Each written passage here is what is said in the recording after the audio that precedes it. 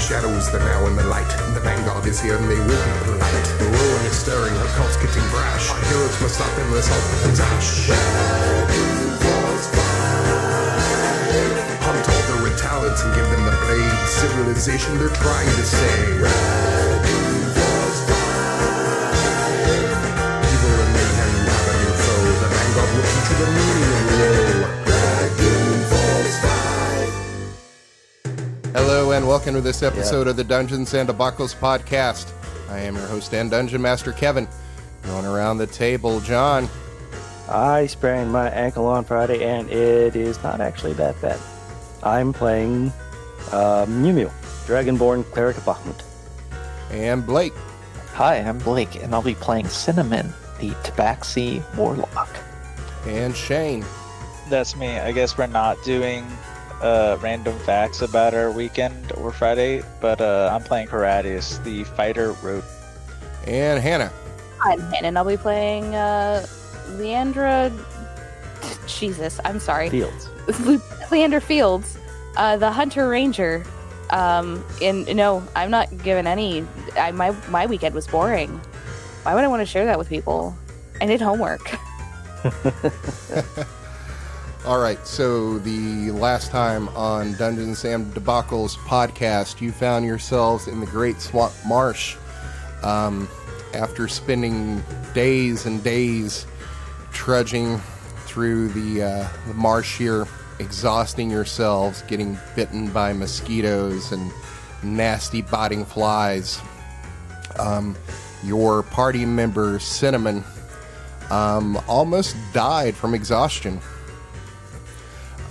You made your way to the marsh city of Chor, where you went and bartered for some mosquito netting to keep the mosquitoes and biting insects off you so you could get some sleep. Currently, you are camping outside the town. You were able to get a good night's sleep in. Everybody regained a level, or got back a level of exhaustion. But currently, I believe, Cinnamon, you have 4 levels of exhaustion at this point. Is that right? I think I'm at 5. 4, yes. 4. Yeah, because you got one back. Yeah. So in order to get fully rested, you would probably need another 4 nights here in town, or possibly try to make it out on your journey here and regain some of those levels on your way to this ancient green dragon that you're trying to find, Raskellian. Yeah, I don't know if I'm gonna make it, guys. I think we should rest until our companion is recovered. Agreed. Perhaps we can talk to the locals about the dragon that we need to talk to. All right. So you're going to take a couple of days rest here inside this town of Chor. What do you want to do? Since you've got 4 more nights to get fully recovered for Cinnamon. Well, we already bought mosquito netting. Is there anything else we need? You're pretty well supplied and stocked up. It was the one thing that they didn't prepare you for. Is there a blacksmith in the little, encampment? There is. When you get up the next morning, it's one of the first sounds you hear when you awake is the clanging of hammer on steel. Excuse me. No, go ahead. So, are you going to go talk to people about the dragon thing? I was gonna send Mjömjö. That's reasonable. Okay, then I'll make my way over to the blacksmith, Kevin. Okay. So you follow the sounds of the ringing of the hammer. You don't have to go far. Probably not more than 100 feet or so. And you are going to find this old kind of wizened dwarf who is kind of older, and he's kind of lost like the muscle tone, but he's kind of like really wiry, like that wiry strong. He is currently shirtless, but wearing an apron, leather apron, and these leather gloves as he is laying into this what appears to be some nails that he's making. I will wait for him to finish up with his little project thing. Okay. Unless it goes on for like more than half an hour, and then I'll end. Well, about 10 minutes goes by, and he's noticed you, and you're just staring at him. And eventually he just stops, and he's like, "Can I help you with something?" Yeah, me and my compatriots are here for a couple of days due to our circumstances, and I have a bit of skill with the hammer, so I'm wondering if you guys need any odd help or anything around here. Yeah, you know how to make nails? Sure do. Well, can't pay you much, as you look like one of the gold types of folks. I could buy some of my nails or other items here for your work, but I'd have to see what your skills are. Grab a hammer and some iron over there and pound me out 10 nails. Sure thing. I will do so. Just roll a proficiency check with my smith tools. Yes. 18. Yeah, I mean, you pound out 10 nails here within the space of probably 3 minutes, and he's like, yeah, it's good work. Where did you train? I trained with my family back when I was growing up, but I got caught up with working in the guards. The guards, you say? Not from around here, I take it, by fact you're in the guards in your accent? Yeah, not from around here at all. We're here on a mission at the moment. A mission, do you say? I don't want to pry into your business, but you brought it up. What you be doing in these pots? We have somebody that we have to meet. I can't really give out specifics, but one of our companions seemed to fell under the weather here with all these bugs and stuff. So I figured I'd get some practice in with my smithing while I'm here. Yeah, the bugs around here be nasty. Well, you keep your own counsel. So, you got your hammer. Start making nails. It's the one thing that is useful to barter with and use around here. Not much call for horseshoes. Well, so if horses aren't that effective around here, what do people use to get around? Do they just go by foot for the most part? Yeah, their own feet and sleds usually. Ground's too wet and muddy most of the year for cart or will to be any use around here. As you'll see, there's no cart rights in town. Reasonable enough for me. Well, I guess we should start making out these nails. All right, so we'll just say you spend the next 3 days or so working for the blacksmith here, whose name's Darren, by the way. He hasn't really Nice. asked your name, as he doesn't really care, just as long as you can do the work. And most of the days go by in silence. Even when you break for lunch and leave for the day, he's pretty laconic, just gives you a nod. And after these 3 days' work, he's going to give you like 50 nails, some hide of what appears to be some large lizard, and a set of tongs. He says, "I know it's not much, but it's about all I can spare. I do thank It's you for your work, perfect though." Yeah, of course. You can't. I don't really get many times to practice my my side trade, so it's best to do what I can while I can. So what is everybody else doing? Cinnamon is sleeping it all off. He's just lying in whatever bed he can find and chilling. You've got a pretty Contemplating the divine. You've got a pretty comfortable cot inside of this portable campsite. So you're able to get some some decent rest. It's still a lot hotter than you're used to. So, if cats could sweat, you would be sweating. So what I'm hearing is you should be licking yourself to help, mitigate some of that heat. Drinking a lot of water. No, but actually, yes. Maybe Cinnamon will do that in private. You are Not in front of people. Some private grooming time. Yep.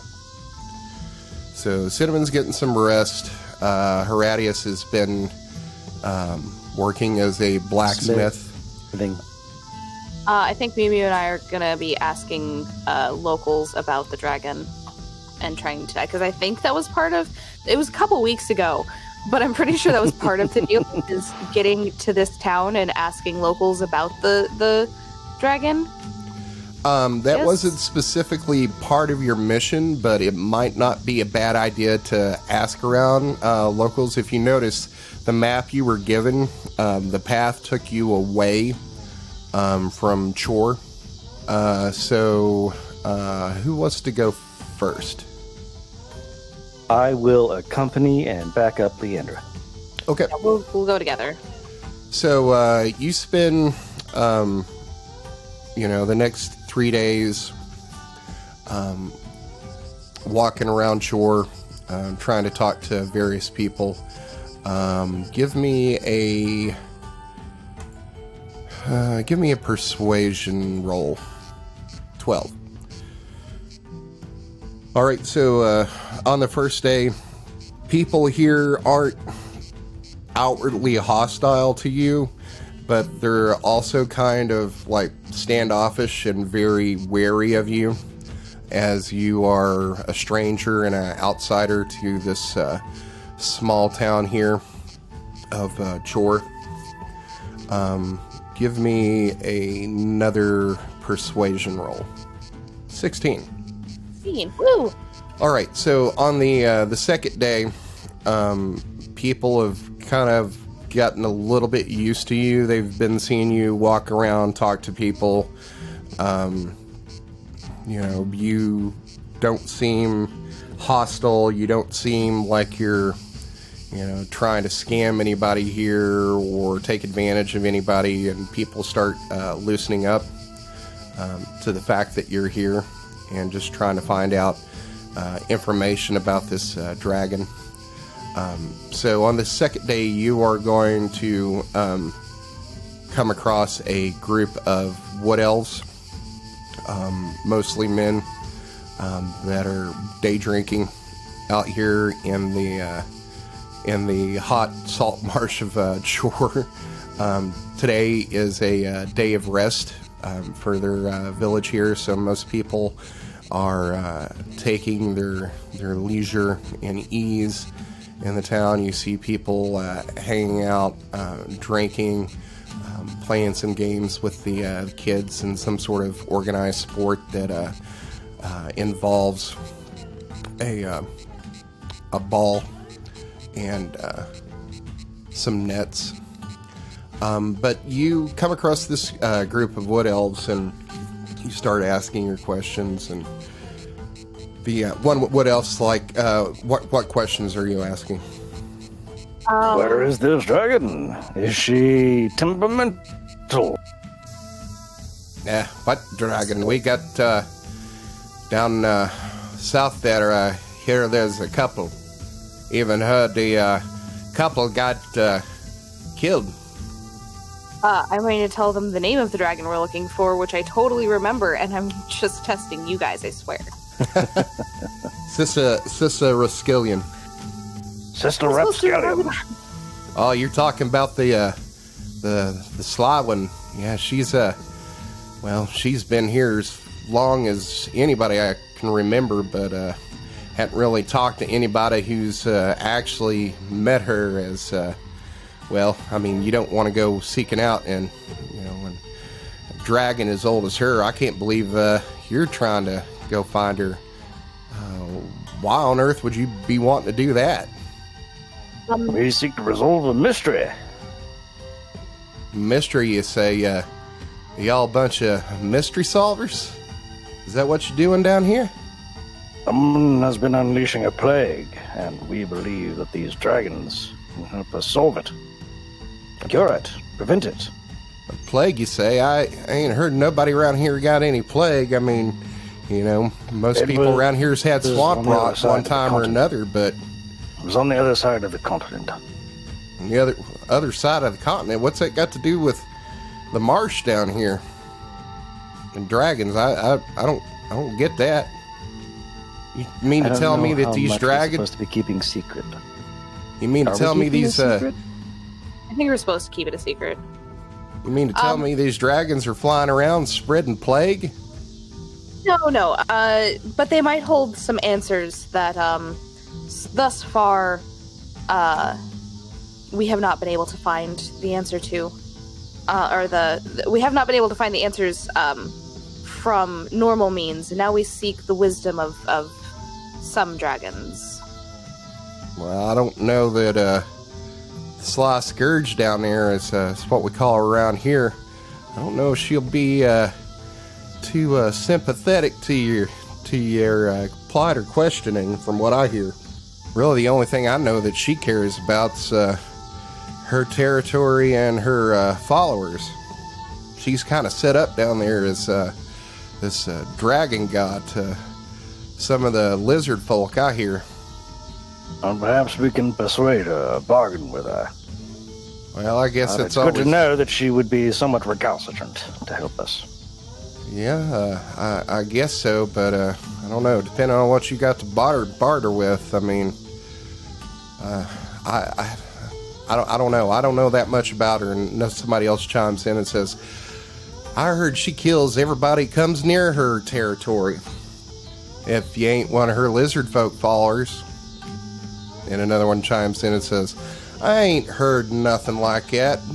Well, old John and his cousin Bill, they went down there probably wasn't more than 2 years ago. Spent probably 2 days and, down in her territory. They said they saw a couple lizard folk and even talked to some of them. And, well, I mean, they came back and there was no harm to them, but they didn't see the dragon.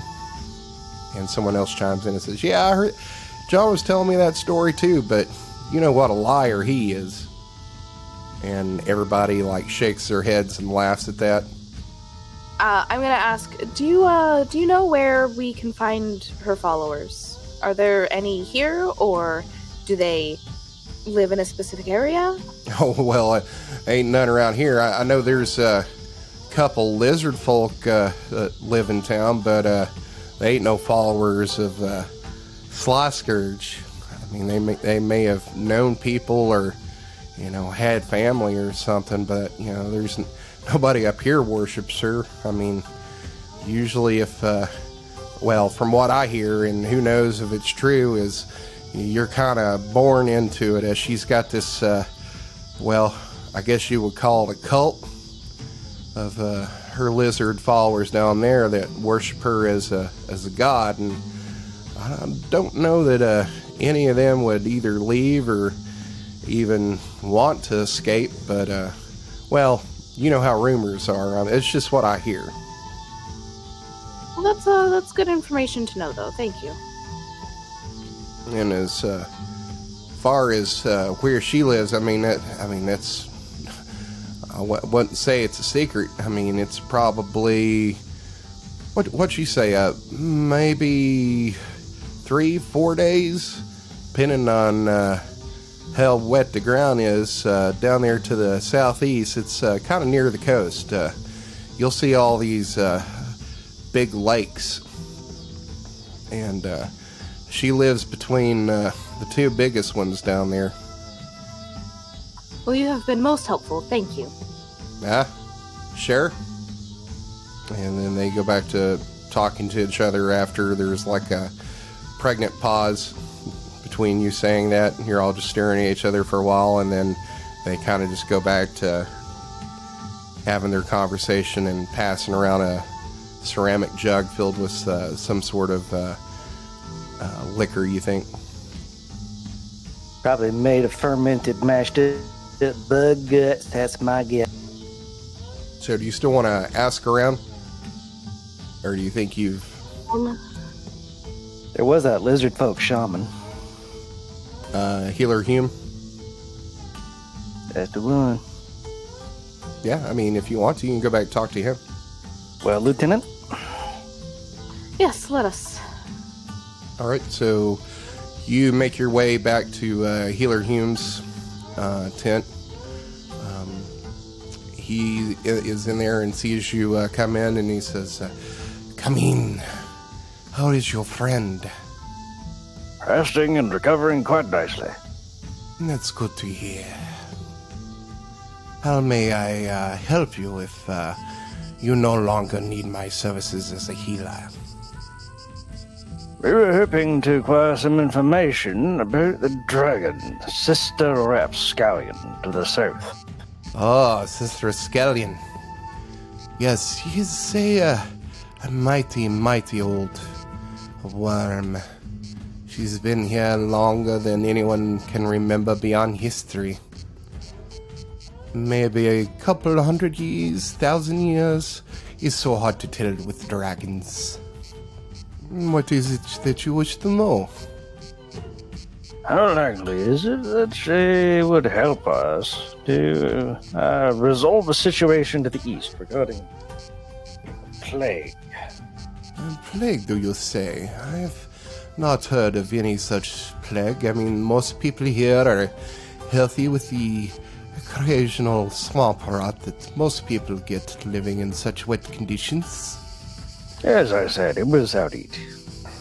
As far as her likeliness to help you, I haven't had experience with her myself, but I have heard of other lizard folk entering her territory, and while not outright hostile, if you have such ill intentions or, let's say, plans to harm her or her followers, she has ways of finding that out, I hear, and dealing with such trespassers. But as far as someone entering her territory seeking her out, I must say that's quite unheard of. However, being the crafty one that she is that I hear, if you had maybe something to offer her in exchange for this information, and if she knew it, she may be able to, or be willing to barter with you. As it is with most Do you have dragons. any idea what she might require or desire? Well, with most dragons, it's usually something of some sort of value that's shiny, as far as gold or gems, or perhaps even information that they would find valuable. But that's what most people know about dragons. I don't know anything specific about her. Being a green, they're very known for being very sly and crafty. Not quite as outright vicious and hostile as, say, perhaps a red or a black. So she may be willing. I don't know. It's quite a generalization. But I'm sure this is nothing that you don't already know. Nevertheless, you have been very gracious and helpful, sir. Ma'am. Sir. He just nods at you. Is there anything else that I could help you with? Perhaps, if you would like to buy or barter or something? I have many wares for sale.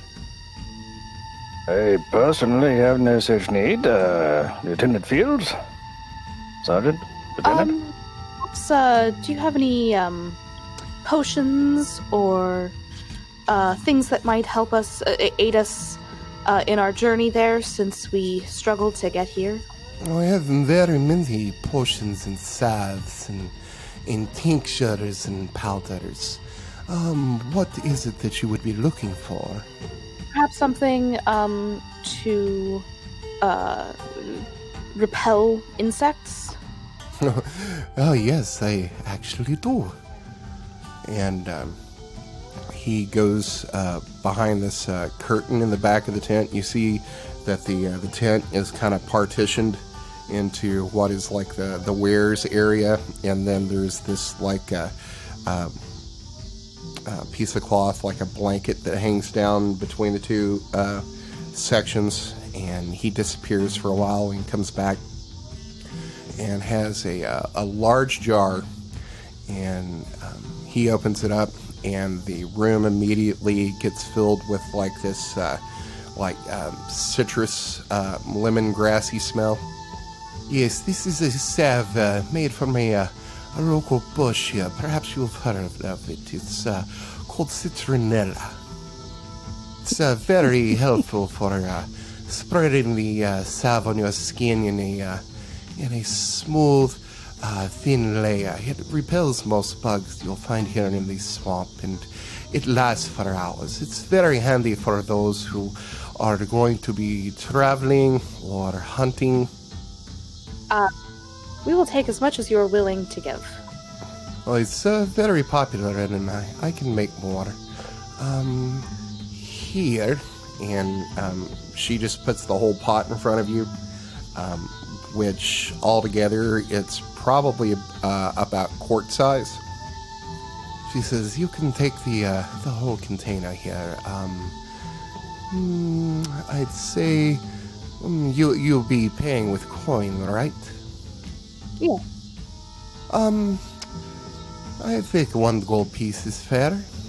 Sounds like a wonderful. Yes.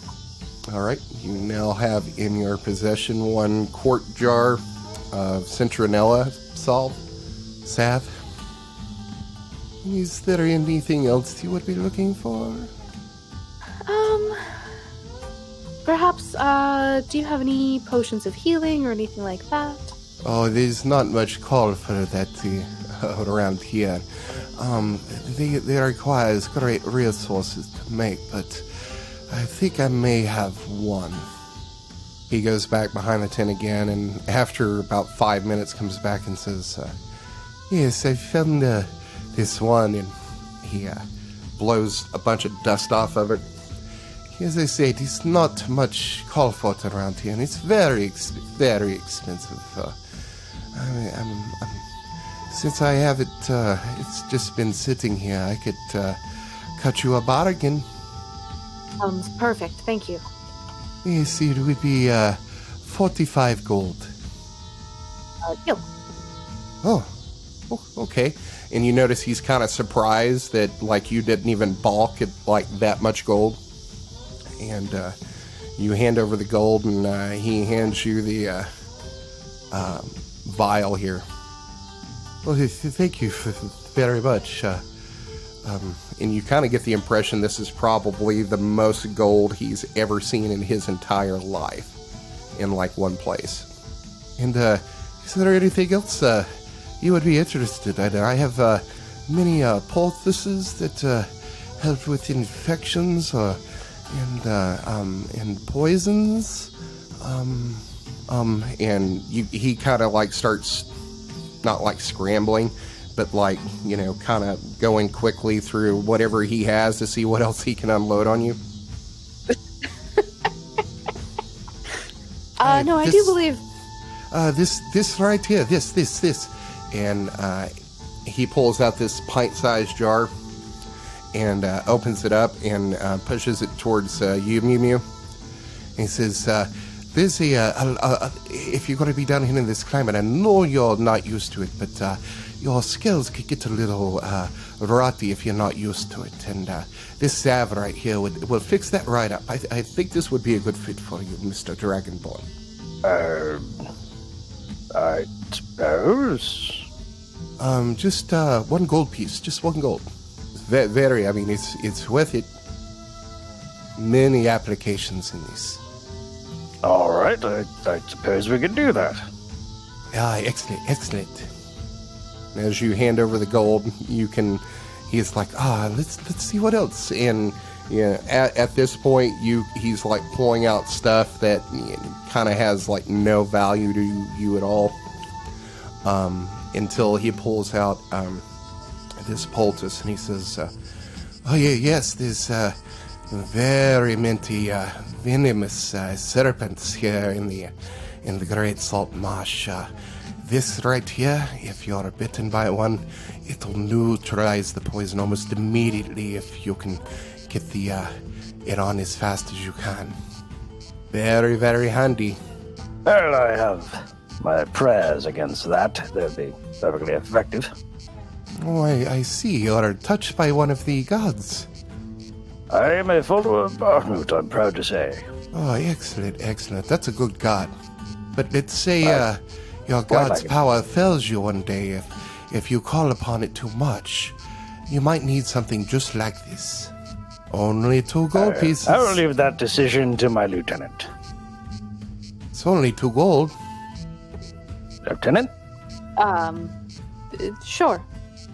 Very well. Excellent, excellent. So you now got in your possession this a poison anti-poison poultice, the citronella, 1 regular healing potion, and this salve for scale rot. At this point, he's still pulling stuff out, but none of it looks useful to you. Well, thank you very much, sir. I will return to my prayer. As you say, but if there is anything you need, if I don't have it, I can probably find it for you. Did we already ask them where we could find the lizard folk that worship the dragon? You didn't ask him specifically, but you asked the other folk. I'm going to ask him, by any chance, we're looking for a group of people. Nobody else in town seems to know where they are. They worship the dragon, the Sly Scourge. Yes. Whose name I told him no. Yes. Sister Rapscallion. Sister Rascallion. Oh, got it. Yes, they're down in her stronghold, down in the lakes region. Do they ever? Is there a chance that we can talk to them? Is there a way that you know of that we can communicate? I mean, yes, these, I've heard, other than speaking lizard folk, they speak common. And they have traded with some traders here from Chor and hunters that have gone into that region. They're not outwardly hostile unless they believe that you have some ill intent for their cult or the goddess. All right. Well, thank you very much. We appreciate it. And she's gonna take out. I'm sorry. I just looked at the map. What the fuck? I'm gonna take out a map. Can you do you know where I can find them? And she's gonna spread it out and say, can you point out here where we might get the best opportunity to talk to them before we're taken in and killed, basically? You show him the map, and he says, their territory starts around the first lake here. And he points to this first top lake and says, basically their territory spans all the lakes here, and it seems where you have this X marked on your map, that seems about right as far as what I've heard of where she makes her lair. Well, thank you very much. Yes, and thank you for your patronage. Alright, so you've got probably 2 more days here unless you just want to fast forward to getting on the road. I vote fast forward. Sorry, I had moved my mic. I vote fast forward. Yeah, fast forward. Sounds right. good. So you get to the end of the 4 days, and Cinnamon is feeling much more himself. And you pack up your stuff and say goodbye to the town of Chor as you make your way south towards Sister Skillion's lair. So you leave the town and you make your way back out the way that you came, where the land has been mostly dry so far. You make it through it takes you probably about a quarter of the day to get back out to the trail, and then another rest of the day until you get about right here. So far, the land has been pretty dry comparatively. There still has been some rain that's happened over the past couple of days that made things a little muddy, but it hasn't been slowing you down too far. You make it through the next night with no problems. Keeping your watches. You haven't really seen anything, and it's kind of hard to hear anything just because there's so many bugs and insects out here. But now we've got greasy, lemony cats. Yep. The hair all sticking up in spikes. I'm assuming they probably, when they take their watches, take the mosquito netting down from their tent and kind of like drape it over themselves as they do their watches. Perhaps get a little citronella and put it like underneath their scent glands, like a little dab of perfume here and there to help stave off some of the insects. You've been messing around with this, and it seems like you don't have to use a lot because the smell's so potent to be effective. So you get up the next morning and you head back out on the trail. Leandre, roll me a d20. Oof, that's not good. 19. Okay. 19. So, you make it through the day with no trouble. You take another rest. At this point, you're about right here on the map. You get up the next morning and start moving. After about a mile or so, the land here is going to start getting really wet again. And you start entering a marshy area. Most of the land now is probably about a foot underwater. And you see these large trees that are rooted underneath the water. Give me another d20 roll, please, Leandre. All right.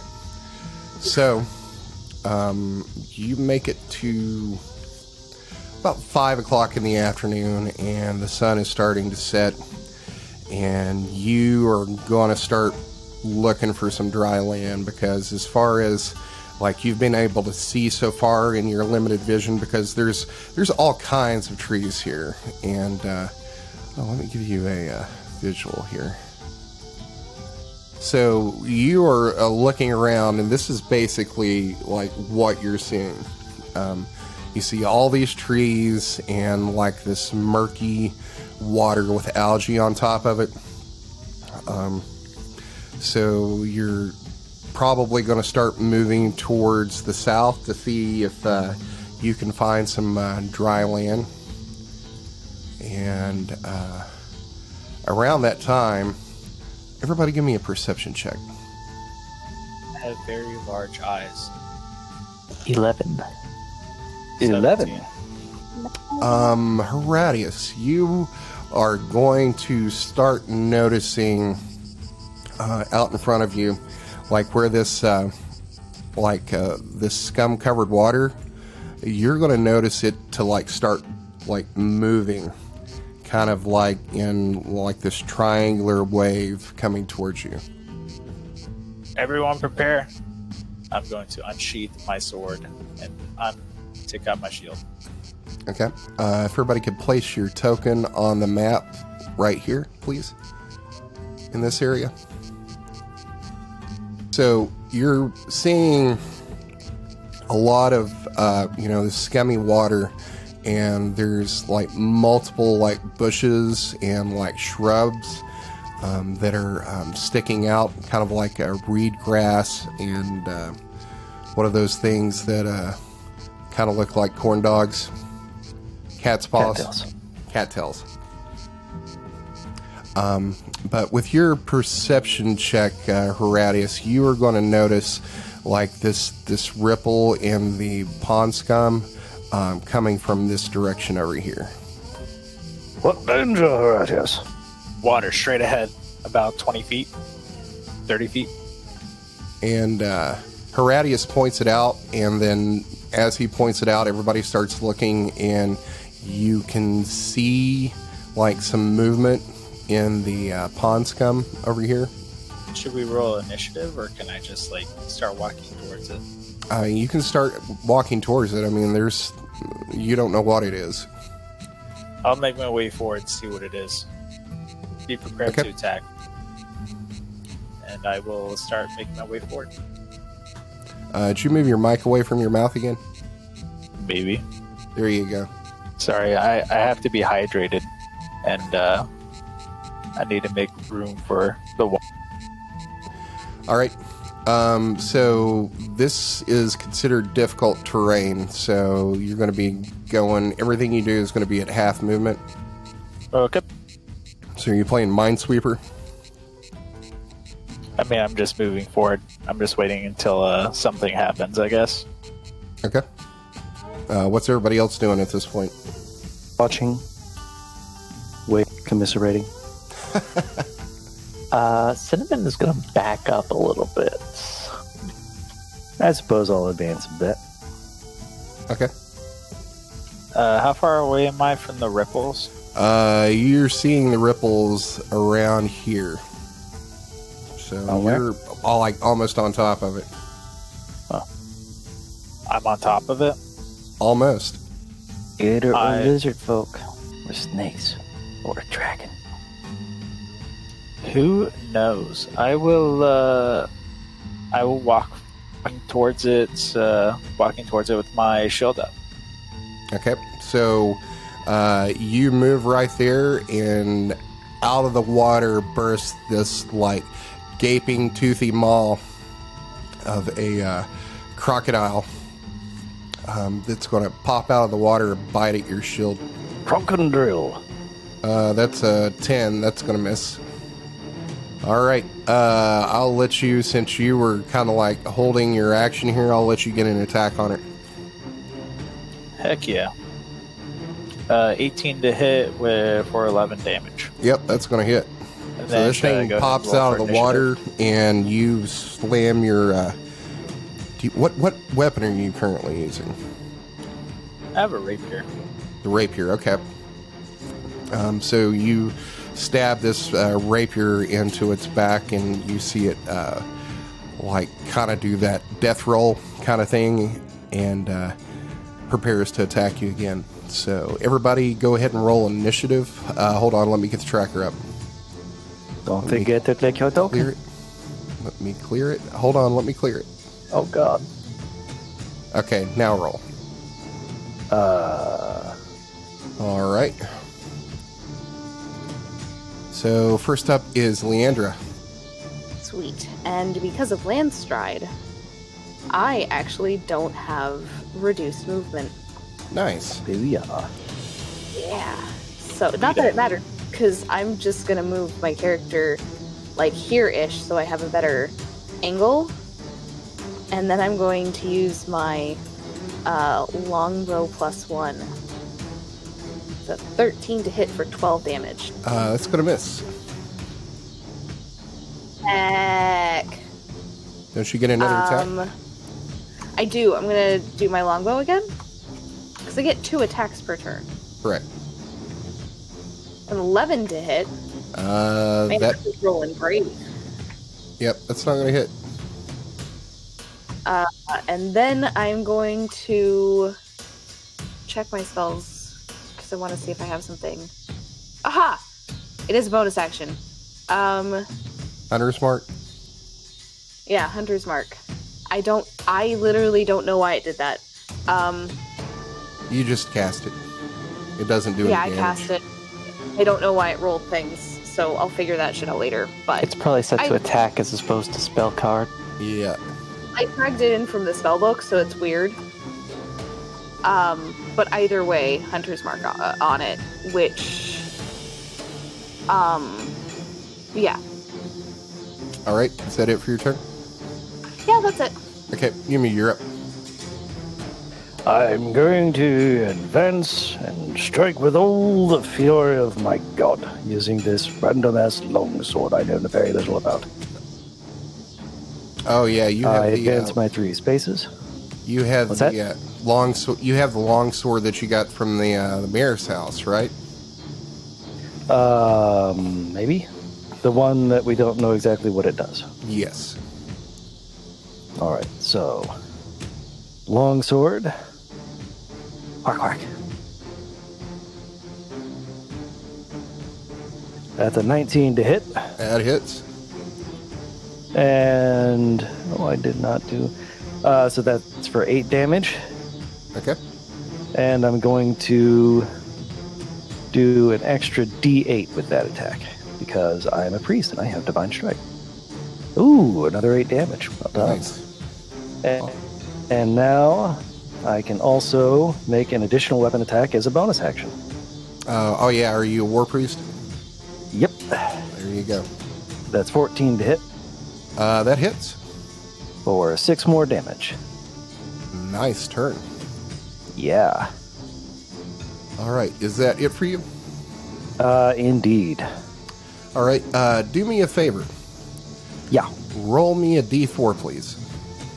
Oh dear. 2. All right, keep track of that number if you would on your character sheet. Okay. It is tracked. All right, is that it for you? Indeed. Next up is the crocodile, who does not like Mjömjö, because you heard it.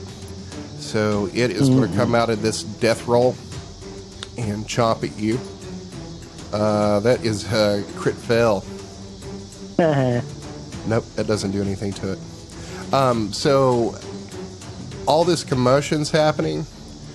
You're going to see here to the left another crocodile come popping out of the water. That's the right. Or to the right. Oh, and it came in on the same initiative. So it is going to come at you, Mjömjö. That's a 15. I'm sure that's going to miss. That will miss. All right, Horatius, you're up.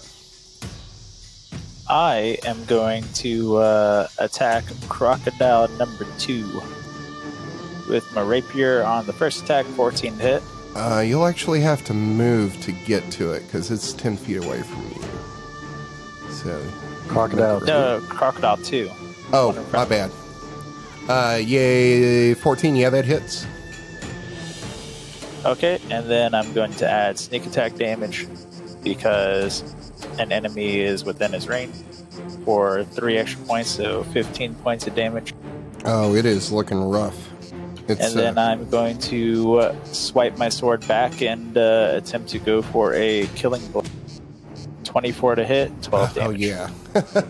So you bring your rapier down and just stab this thing in the top of the skull, and it's kind of does like this twitching and like chomping, as you can tell that you've like, you know, broke Really its brain, roughed it up. and it's having just like these involuntary like muscle reactions as it thrashes about in the water here. Next up is Cinnamon. Alright, Cinnamon is going to cast Armor of Agathis. And that is, whoops, that is not the spell card. That is the damage. The spell card is here. And because I'm a Warlock, it casts at max level, level 4. That gives me 20 temporary hit points, and if something hits me with a melee attack, they take 20 cold damage. And that is going to be the end of Cinnamon's turn. Nice. So you cast this spell, and something appears to notice as you see directly to the north of you, this crocodile come out of the water.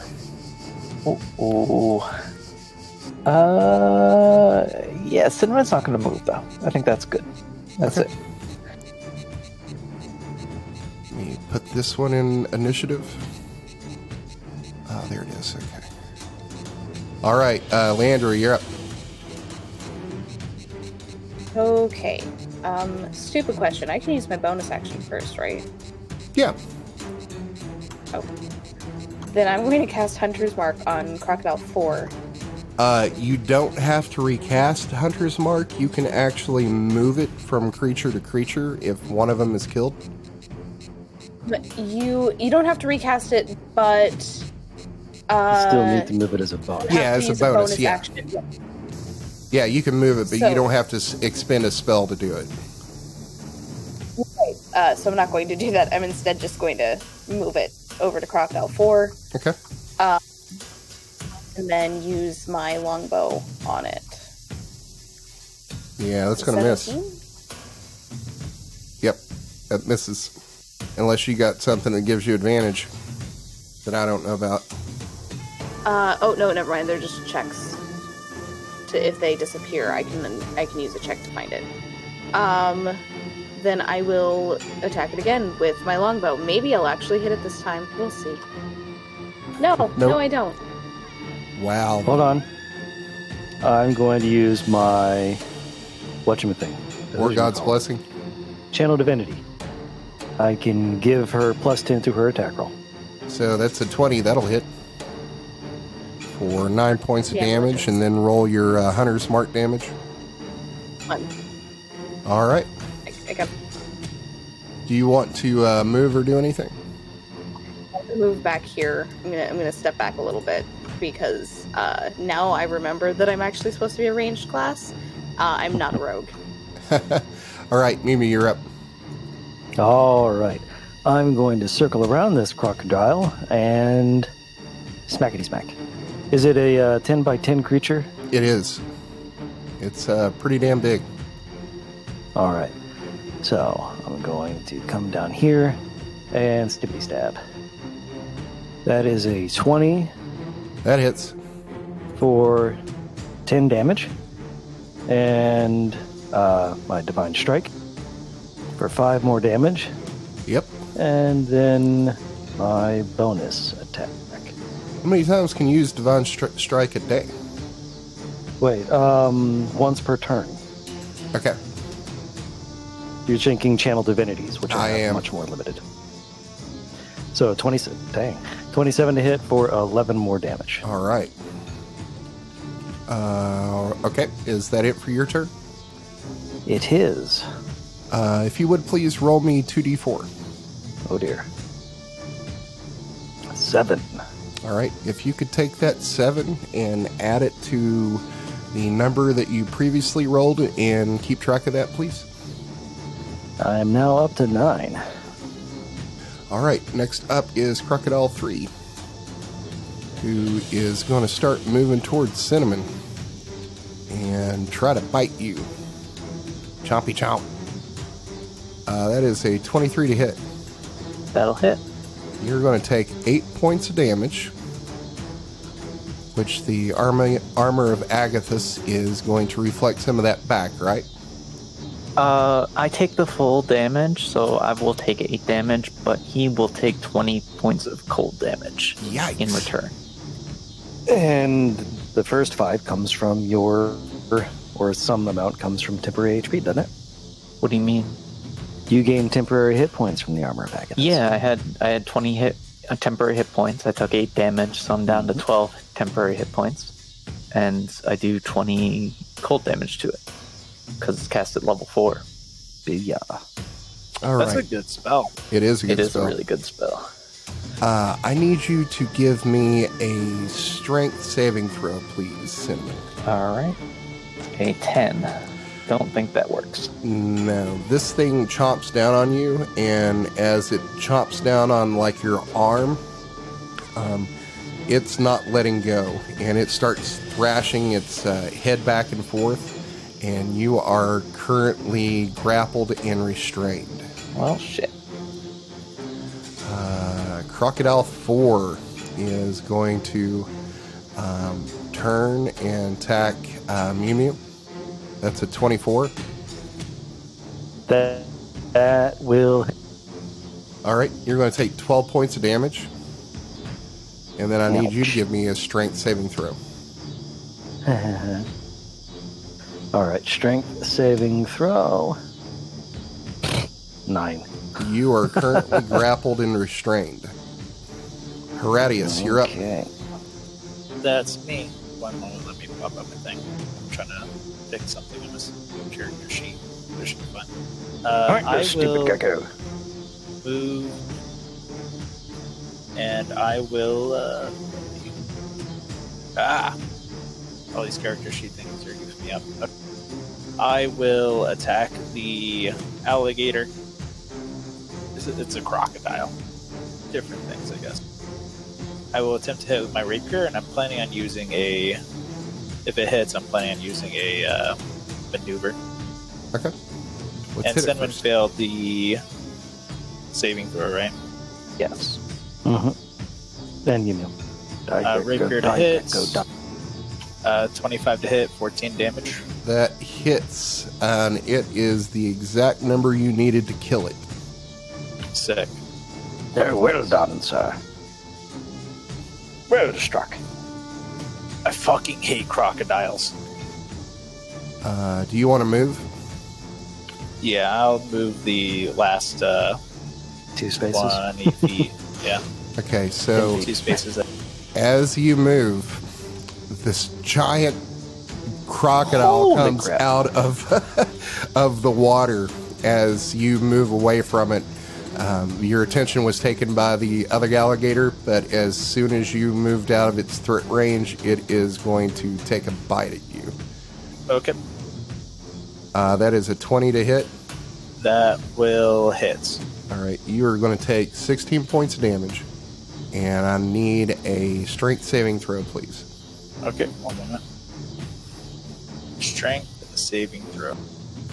20. Oh, yeah, you're fine. So as you start trudging through this water, you feel this bite clamp down on part of your back, and it gets some of your flesh, but you're able to stumble away from it and move, and you turn around and look, and you see this huge crocodile that's probably about twice the size of all the other ones here. It's probably at least 20 feet long. Man, I fucking hate crocodiles. Is that it for your turn? I believe you I get have another one attack? more attack action.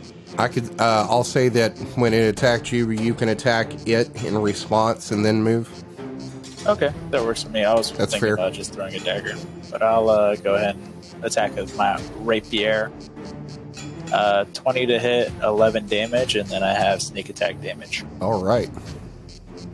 For 1 extra damage, and I'm going to use maneuvering attack as a thingy. Let me expends one of my superiority dice, adds an extra d8 to damage, and then I can have another creature, an ally within range, move their half their speed, I believe, without provoking opportunity attacks.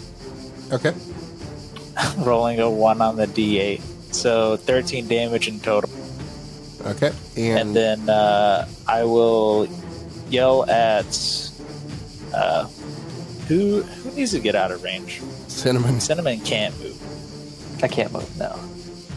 Oh yeah, because you're restrained. The Cinnamon can take care of himself. Yeah, I'm good. Doesn't say they have to move away. Mjömjö, get in position. And I move, let's see, half of my 3 would be 1, I guess. I advance 1 space toward the giant crocodile. Okay. Is that it for your Horatius? Yes, sir. That's all I got. All right, Cinnamon, you're up. All right.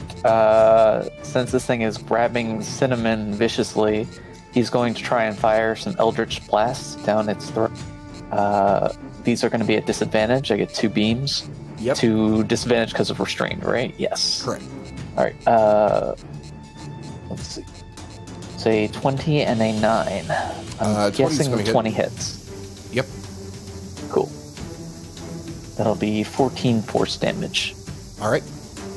That will be it for Cinnamon. I don't guess you have invocation or anything that repulses, right? No. Okay. Is that it for your turn? Yes, that's it. Okay, Leandre, you're up. You haven't Alright. put the giant crocodile on the... Oh, I have. I shouldn't have said anything. So actually, it would have gone right after. Well, no, it's good where it is. Leandre, you're up. I'm going to move my hunter's mark to the giant crocodile. Not that I'm able to hit a damn thing, but... And then I'm going to attempt... Yeah, I'm going to use my longbow +1 again on the giant crocodile, and maybe actually hit something this time. We'll see. It's a 19 to hit. That hits. For 9 plus my hunter's mark. After I want to say something after that hits. So Horatius, seeing the arrow fly by and hit the giant crocodile, is going to yell back to Leandre and say, "Lieutenant, can you help Cinnamon? Cinnamon could probably help us. We can handle the giant crocodile. Cinnamon's magic could probably help us after we free him." Leandre's gonna turn to Crocodile 3 and attempt to attack it. I think I can do that. Yeah. Oh, what kind of... Okay, no, that's probably not it. Never mind. What's the breed of crocodile? What's its IVs and EVs? Be considered monstrous. Or a monstrosity, rather. No, It's just not. a beast. Yeah. Okay, well then it doesn't matter then. So yeah, I'll attempt to hit Crocodile 3. It's an 11. That's gonna miss. Cool. Do you want to move or do anything? No, I'm actually pretty happy where I am right now. All right. Next up is this giant crocodile. As it comes thrashing through the water and the grasses here, it's going to roll up on Mjömjö and try to bite you. That is a 23 to hit. That will hit. You're going to take 24 points of piercing damage. Ouch. And I need a strength saving throw from you, sir. All right, strength saving throw. 20. Oh, yeah, you're fine. So it clamps down on your arm, and you just use your brute strength to, like, throw it off of you and break its bite. You're up next. All right. Remind me about how ranged spellcasting works. Is that going to do anything? Is he going to, like, get it? Can't remember opportunity attacks or anything like that? No. Okay. In that case, I'm going to go ahead and cast Guiding Bolt on the giant crocodile so that it will start getting... I believe that means people will get advantage against it. Correct. If you hit. Okay. If I hit. Yes. So the next attack roll after that. Okay, so Guiding Bolt on this motherfucker. I'm going to go ahead and use my Channel Divinity to give myself a +10 to that attack roll. So it is a 22 to hit. Okay, I thought you could only use that Channel Divinity once a day, that particular ability for... I have 2 Channel Divinities, but one is Guided Strike for me, the other is War God's Blessing for someone else. Okay. That is my second and last Channel Divinity per rest. Right. And if it hits, then it did 16 damage. All right, so this giant crocodile chomps down on you, and you take your arm, and you're able to shake it away. And as you're reeling from that bite, you cast Guiding Bolt, and you miss. And through your force of will and your divine inspiration The from munificence God, of my god. yeah, you're able to like move that bolt over before the end of the spell and hit it in the head as it reels from this divine energy, and its head is now glowing like the sun. And now, as my bonus action, I'm going to cast Healing Word on myself. That is 5 hit points back for me. Is Guiding Bolt a cantrip?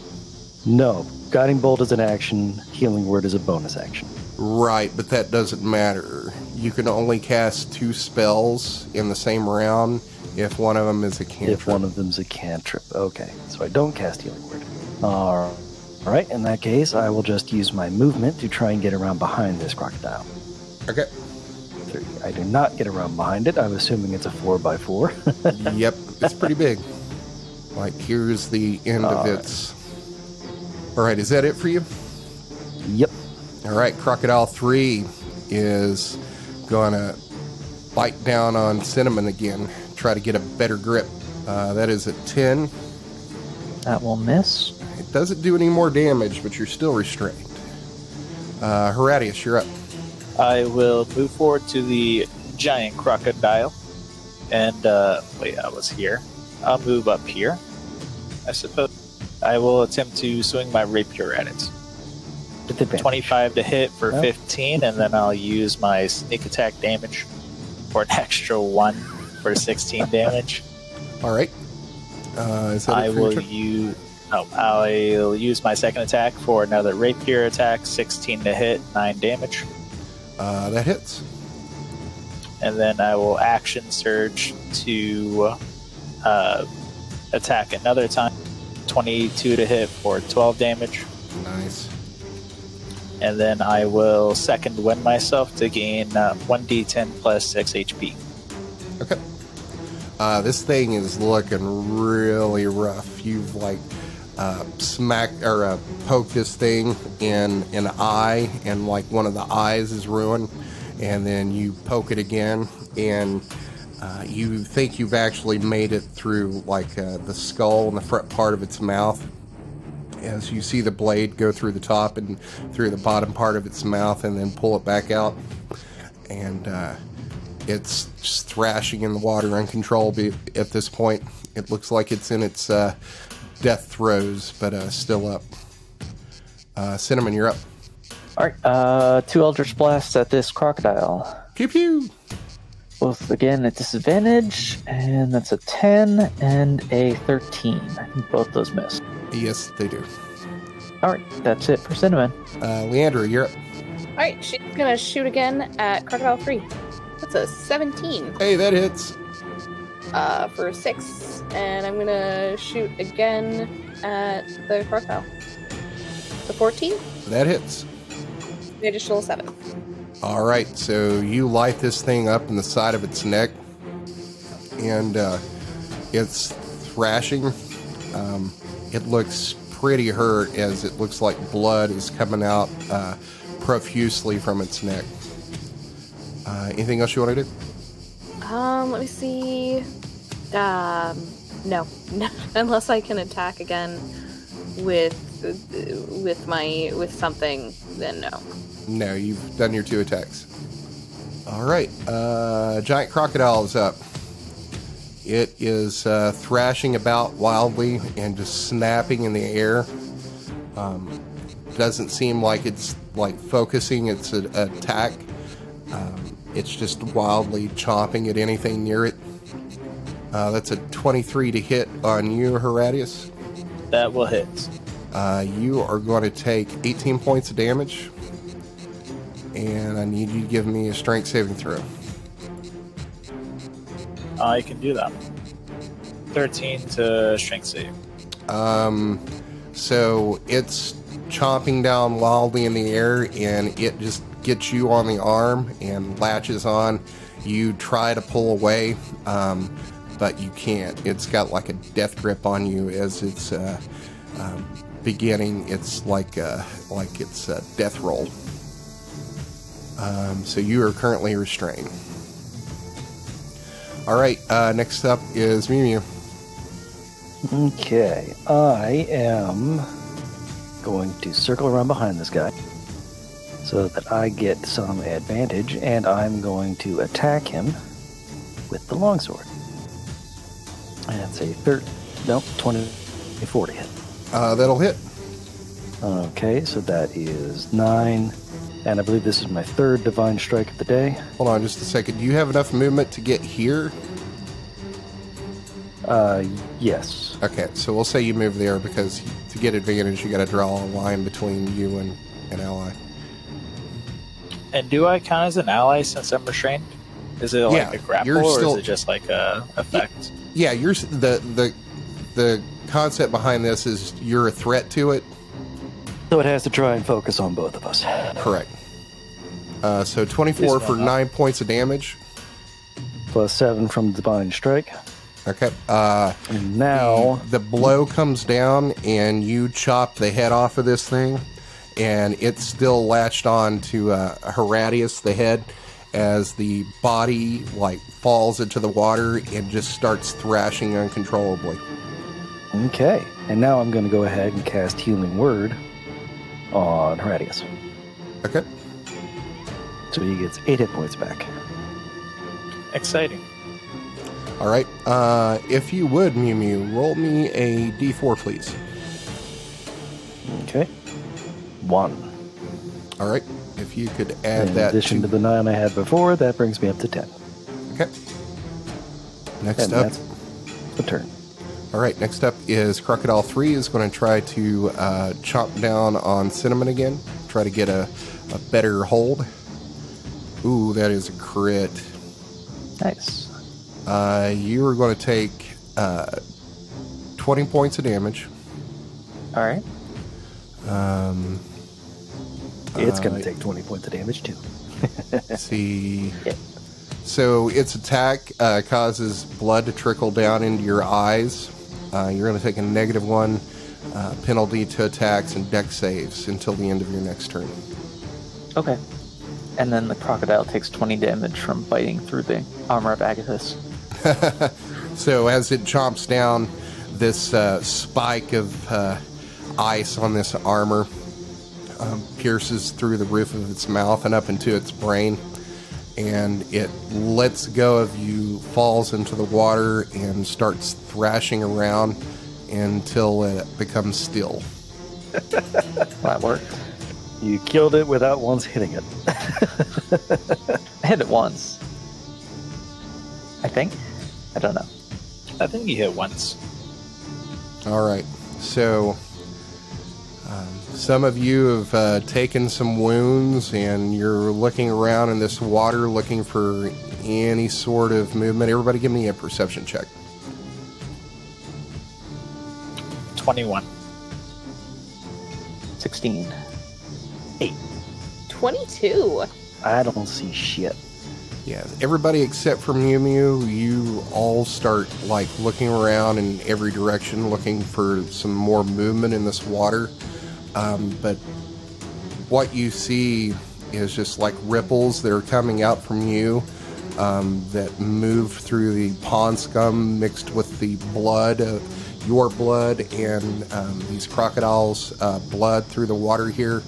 But you stand there for probably about 5 minutes, and you're looking around, waiting for something to happen, and nothing else happens. Every now and There's then, good eating on these. We should butcher them. a couple of times, like Leandre, you'll feel something brush up against your leg and then move away. You think it was probably a fish or a frog or something. Kind of freaks you out, but nothing attacks you. But at this point, it's about 5:30. You're probably going to need a place to look to camp soon to lick your wounds, and you don't know how far you're going to have to go to find enough dry land to set camp up. So, Leandre, give me a survival check. And somebody can aid her for advantage if you want. 18? We'll say that's 21. We'll say that Horatius or Cinnamon or Mjömjö helps you look. So you move for probably about another half mile to the southeast here until you find what appears to be some drier, an island that's probably about 60 feet by 70 feet. Not really an island, just a little raised place where there's not so many trees that you could set up camp. Well done, Lieutenant. So let's set up camp. Camping time. All right, so you pull out the portable campsite and pull the flap off of this, and it magically expands to create a full campsite for you. You set up watches, eat your meals. The night goes by uneventfully. Recovering spells. So everybody gets all their hit points and spells back. Hooray. All right, so you get up the next morning. You start moving again further south.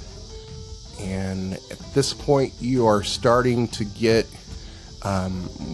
what you think is in the territory here of these lizard folk, followers of Ciceroskellion. The water here is kind of receding a little bit. There's less trees, and you're able to see the landscape better as it's almost completely flat here.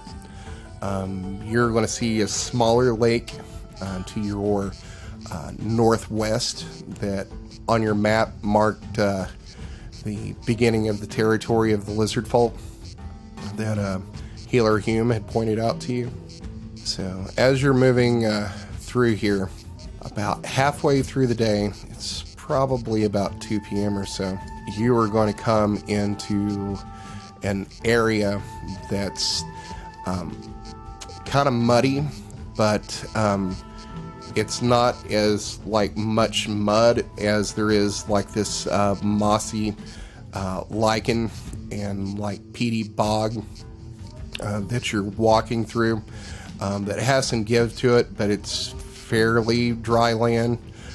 There's an area that wouldn't call it like a stream, but it's kind of like this wide swath that you're following this path to where you're up on this bog, and there's this kind of like stagnant sitting water that's in the swath, probably about 30 feet wide, and it's probably like 3 or 4 inches deep, where the seepage of this water out of this bog is falling into like this low-lying area.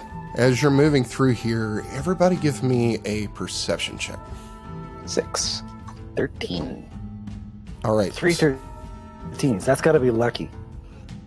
So up ahead of you, probably about 100 yards, you hear the screaming of a woman. What's this? We must help. I draw my sword and double time forward. Okay. If everybody could go ahead and place your tokens down here on the bottom of the map right here, further south. It's at the bottom left. Bottom left. So you hear this. Stop railroad. Oh, excuse me. Sorry, go ahead. I was gonna make a joke. If you could stop railroading where we can put our pieces on the map, gonna have to call it.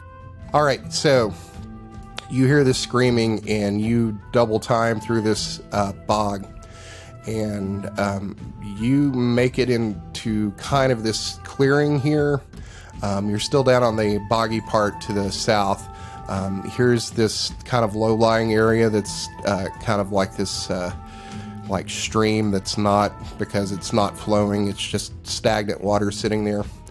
And up in front of you, bog.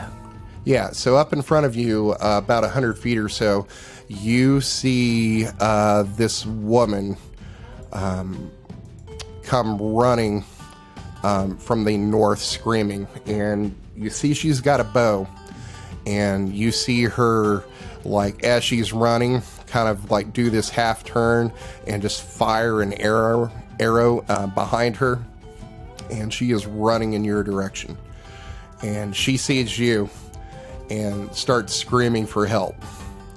Around that time, you are going to see crashing through some trees here a creature that is, sorry, I'm trying to get it on the token layer, with this long body that's probably about 15, 20 feet long, and these multiple heads hissing and screaming at this woman that it's chasing.